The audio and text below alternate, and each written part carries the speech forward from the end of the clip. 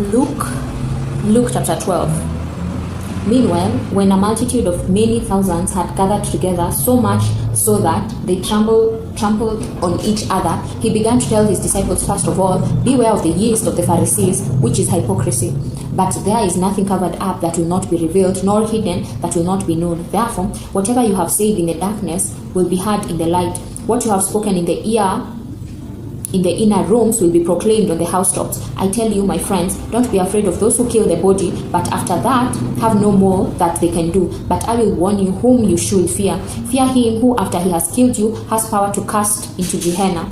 Yes, I tell you, fear him. Ain't 5 sparrows sold for 2 Assyria coins? Not one of them is forgotten by God.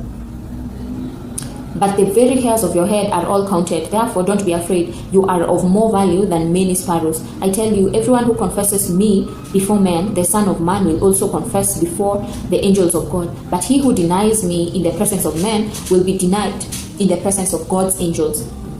Everyone who speaks a word against the Son of Man will be forgiven, but those who blaspheme against the Holy Spirit will not be forgiven.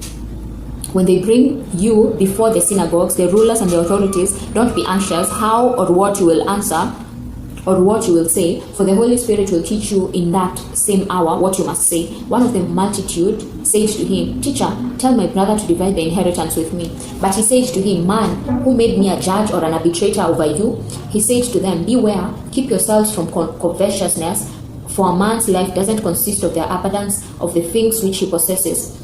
He spoke a parable to them, saying, The ground of a certain rich man produced abundantly. He reasoned within himself, saying, What will I do, because I don't have room to store my crops? He said, This is what I will do. I will pull down my barns, build bigger ones, and there I will store all my grain and my goods. I will tell my soul, Soul, you have many goods laid up for many years. Take your ease, eat, drink, and be merry. But God said to him, You foolish one, tonight your soul is required of you. The things which you have prepared, whose will they be? So is he who lays up treasure for himself and is not rich towards God.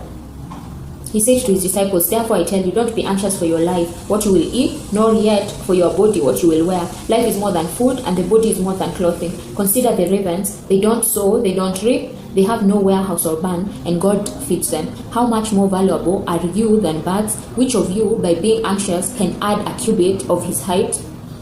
If then you ain't able to do even the least things, why are you anxious about the rest? Consider the lilies, how they grow. They don't toil, neither do they spin. Yet I tell you, even Solomon in all his glory was not arrayed like one of these. But if this is how God clothes the grass in the field, which today exists and tomorrow is cast into the oven, how much more will he clothe you?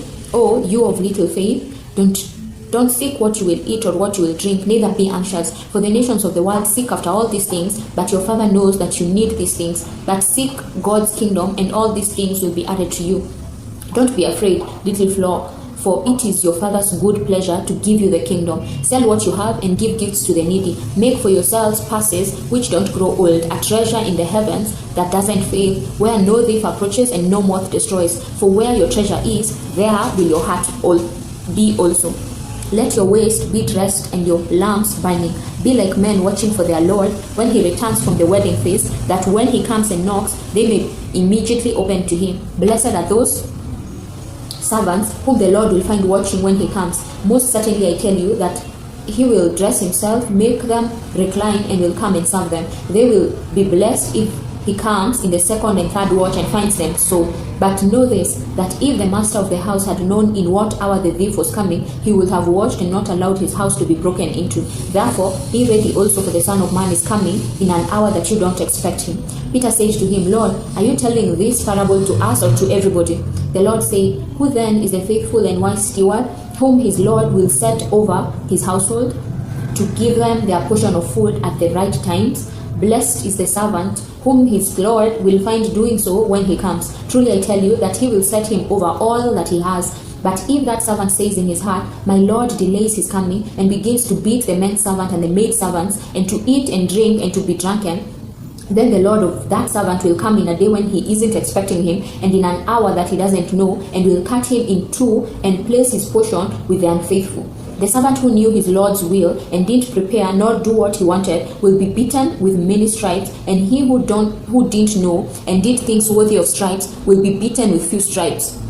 To whomever much is given of him will much be required, and to whom much was entrusted of him, more will be asked. I came to throw fire on the earth. I wish it were already kindled, but I have a baptism to be baptized with, and how distressed I am until it is accomplished. Do you think that I have come to give peace in the earth? I tell you, no, but rather division. For from now on there will be 5 in one house divided, 3 against 2, and 2 against 3. They will be divided, father against son, and son against father, mother against daughter, and daughter against her mother, mother-in-law against her daughter-in-law, and daughter-in-law against her mother-in-law. He said to the multitude also, when you see a cloud rising from the west, immediately you say, a shower is coming, and so it happens. When a south wind blows, you say, there will be a scorching heat, and it happens. You hypocrites, you know how to interpret the appearance of the earth and the sky, and how it is that you don't interpret this time. Why don't you judge for yourselves what is right? For when you are going with your adversary before the magistrate, try diligently on the way to be released from him, lest perhaps he drag you to the judge, and the judge deliver you to the officer, and the officer throw you into prison. I tell you, you will by no means get out of there until you have paid the very last penny. Amen.